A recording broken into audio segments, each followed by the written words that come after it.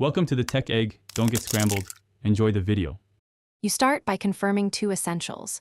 Your iPhone runs iOS 16 or later, and you are signed into the same Apple ID. Once done, check settings your name iCloud to ensure messages syncing is enabled, because that determines recoverability. Now open the Messages app and swipe or tap folders to find Recently Deleted. This first actionable step lets you immediately view messages removed within the retention window, and it avoids erasing or restoring your whole phone prematurely. Once you're in Recently Deleted, preview entries carefully. You'll see individual messages and full conversations with a deletion timestamp.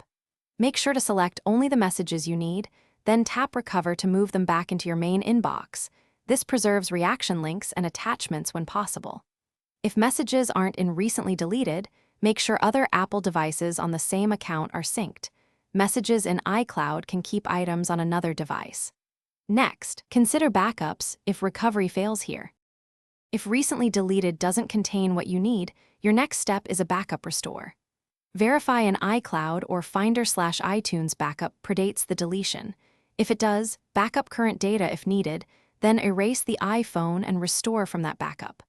Only do this when you are confident the backup holds the deleted messages.